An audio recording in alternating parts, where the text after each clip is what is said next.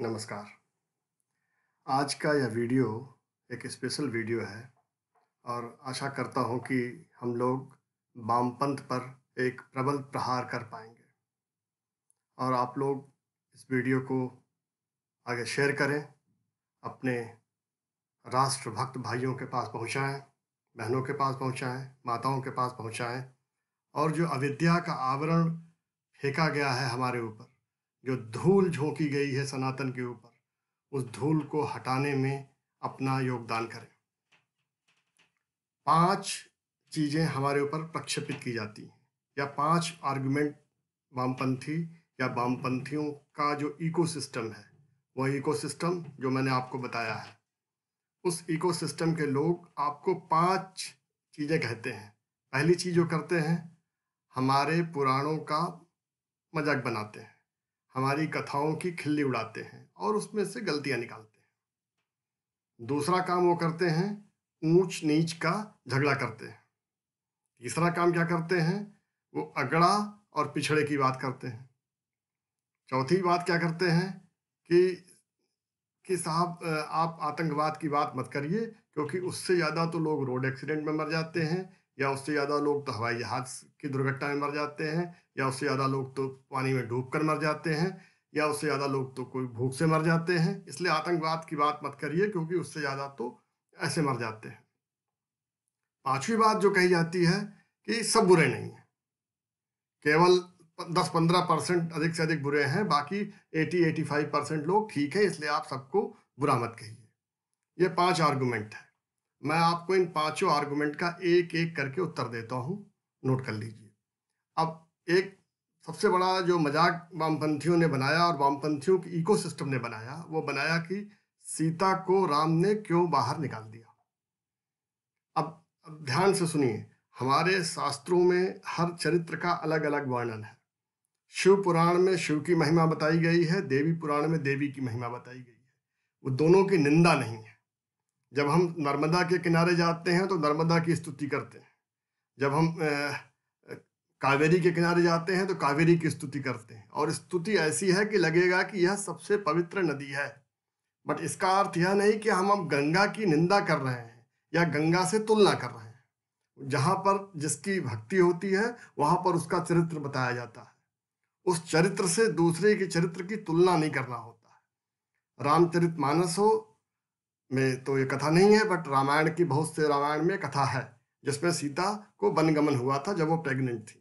But रामचरित्र जब खत्म हुआ उसके बाद भक्त चरित्र है, भक्त चरित्र के बाद सीता चरित्र बताया गया है। सीता की वो महिमा बताई गई है कि एक प्रेग्नेंट औरत जंगल गई, उसके बाद भी राम भक्ति से विरक्त नहीं हुई, उसके बाद भी राम से अलग नहीं हुई और अपने बच्चों को राम कथा सुनाकर बड़ा किया। तो सीता को कोई कंप्लेंट नहीं है, सीता के बच्चों को कोई कंप्लेंट नहीं है। कंप्लेंट करने वाले ये वामपंथी हैं। तो राम चरित्र एक बात, भक्ति चरित्र एक बात, सीता चरित्र एक बात। तीनों चरित्र की अपनी महानताएं हैं, तीनों चरित्र में आपस में कोई कंपैरिजन नहीं है। गंगा की अपनी प्रसिद्धि है, नर्मदा की अपनी पवित्रता है। हमारे लिए दोनों नदियां पवित्र हैं, हम दोनों नदियों की तुलना नहीं करते। अब आप उसी तरीके से ले लीजिए, कहते हैं साहब द्रौपदी को दांव में लगा दिया पांडवों की निंदा करते हुए। द्रौपदी ने पूरे महाभारत में पांडवों से कई विषयों पर विवाद किया, बहस किया, अपना आर्गुमेंट दिया, बट एक बार द्रौपदी ने कंप्लेंट नहीं किया कि तुमने मुझे दांव पे क्यों लगा दिया। तो जिस चीज से भगवती द्रौपदी को कंप्लेंट नहीं है, हम वामपंथी कंप्लेंट करने वाले कौन होते हैं। एकलव्य का उदाहरण ले लीजिए। एकलव्य वयस्क था, वो एक वयस्क था, धनुर्धर था, वो बच्चा नहीं था, 6-8 साल का बच्चा नहीं था कि उसको कोई बहला फुसला करके द्रोणाचार्य ने उसका अंगूठा काट लिया। उसने गुरु परंपरा का, अनुग्रह परंपरा का पालन किया, और यह बात गुरु द्रोण ने पूरे दुनिया को बताई कि मैंने एकलव्य का अंगूठा लिया है। एकलव्य ने कहीं पर भी उसकी शिकायत नहीं करी है, एकलव्य का कहीं जबरदस्ती अंगूठा नहीं काटा गया है, यह गुरु परंपरा का सम्मान था। आप सारी कथाएं ऐसे जोड़ लीजिए, उसमें उस कथा के पात्र को कोई शिकायत नहीं है। जेएनयू में बैठे हुए वामपंथियों को शिकायत हो रही है, वो उनके लिए चिंतित हो रहे हैं। अब मैं आपको दूसरी बात बताता हूँ। एक बात कही जाती है कि भारत में, सनातन में ऊंच और नीच बहुत है। मैं ऊंच और नीच की भी बड़ी छोटी सी बताता हूँ। सर ऊंचा भाग है और पैर नीचा भाग है। एग्रीड। और कहा गया है कि साहब पैर से शूद्रों की उत्पत्ति हुई है, चरण से शूद्रों की उत्पत्ति हुई है। एग्रीड, लिखा हुआ है, मानते हैं। अब कहा गया है कि साहब आपको तो नीचे कर दिया। अब आप इसका रहस्य समझिए, रहस्य ये समझिए, और उसके लिए भी एक छोटी सी कथा सुन लीजिए। जब भगवान राम विश्वामित्र के साथ वन में थे तो वो गए और विश्वामित्र ने बताया कि इस शिला को पैर छुओ, और उन्होंने अहिल्या का उद्धार किया। जब अहिल्या का उद्धार हुआ तो अहिल्या ने अपने पति की शिकायत नहीं करी। उसने कहा पति का वो शाप नहीं था, वो तो वरदान था कि मैंने इस अवतार को, राम को, ब्रह्म को अपनी आंखों से देखा। तो वो उस शाप को भी अपना वरदान बता रही है।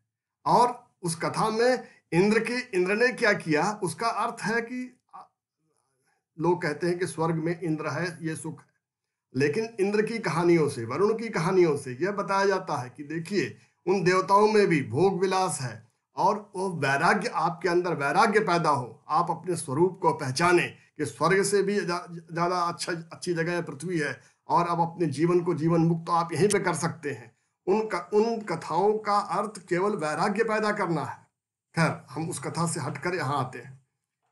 तो अहिल्या कहती हैं कि हे प्रभु, आपके चरण की ही महानता है, आपके चरण से स्वयं गंगा निकली। गंगा से ज्यादा पवित्र इस पृथ्वी पर कुछ है ही नहीं, और आपने आकर के मुझे अपने चरण से छुआ, इससे ज्यादा सौभाग्य मेरा क्या हो सकता था। अब आप देखिए, हम अपने ईश्वर की जब मूर्तियों की पूजा करते हैं तो मुखामृत नहीं पीते, बाहामृत नहीं पीते, सरामृत नहीं पीते, छाती मृत नहीं पीते, हम चरणामृत पीते हैं। हम चरणामृत को सबसे ज्यादा पवित्र मानते हैं। भगवान के किसी भी प्रसाद को चरण कहाँ पर है, नीचे है। तो कहीं ऊंच और नीच में बड़ा छोटा नहीं है, स्थान है, और उस स्थान में सबसे पवित्र स्थान जो है नारायण का चरण है। तो अगेन जो ऊंच नीच का जो प्रोपेगेंडा है वो बेअर्थ का प्रोपेगेंडा है, उस पर प्रहार करिए। फिर दूसरी बात शुरू हो जाती है अगड़ा और पिछड़ा, साहब ये कोई आगे है या कोई पीछे है। अब मैं आपको अगड़ा पिछड़ा का रूप बताता हूं। गाय सबसे पवित्र पशु है, जिसको हम माँ कहते हैं हिंदू सनातन संस्कृति में। इसमें कोई भी विगान नहीं है, कोई विरोध नहीं है। आप सब मानते हैं कि गाय को हम सबसे अधिक पवित्र समझते हैं। अब गाय का कौन सा भाग सबसे पवित्र है? गाय का पिछड़ा भाग सबसे पवित्र है। गाय की पूंछ, गाय का गोबर, गौमूत्र और गाय का दूध, ये सब पिछड़े भाग में है, और गाय का अगड़ा भाग नहीं, गाय का पिछड़ा भाग को हम पवित्र मानते हैं। तो ऊंच और नीच की थ्योरी बेकार की है, और अगड़े और पिछड़े की थ्योरी बेकार की है। जब मैं सनातन सभ्यता का अर्थव्यवस्था बताऊंगा, और जब मैं वर्ण व्यवस्था पे बात करूंगा, तो मैं बताऊंगा वह ब्रह्म ज्ञान है, उसमें ब्रह्म ज्ञान छिपा हुआ है। उसकी चर्चा अभी नहीं, अभी हम केवल वामपंथियों के प्रोपेगेंडा पे हम प्रहार कर रहे हैं। तो आपको पौराणिक कथाओं की, भक्ति चरित्र की, सीता की चरित्र की कथा से जो दोषारोपण होता है वो समझ में आ गया। आप ऊंच और नीच का प्रोपेगेंडा समझ गए कि जो गंगा चरण से निकली, जिस अहिल्या का उद्धार चरण से किया, और जो चरणामृत सबसे पवित्र प्रसाद है वह चरण से ही निकले हुए हैं। तो ऊंच नीच कुछ नहीं है। और अगड़ा पिछड़ा, आप गाय के पिछड़े भाग को सबसे पवित्र मान करके आप अगड़े और पिछड़े की कहानी खत्म कर सकते हैं। अब चौथी बात आती है, वो कहते हैं कि ज्यादा लोग तो मर जाते हैं सड़क में एक्सीडेंट से, ज्यादा लोग तो मर जाते हैं पेड़ के गिरने से। तो समस्या यहाँ है ही नहीं है।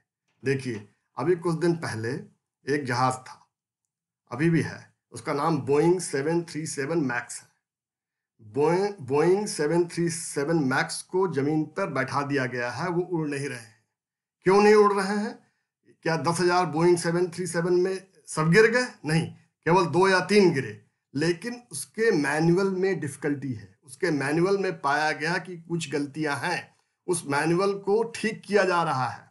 आप सड़क पर लिखा, एक सड़क पर लिख दिया जाए, या एक ट्रेन पे बताया जाता है कि ट्रेन के एक्सीडेंट में ज्यादा लोग मर जाते हैं।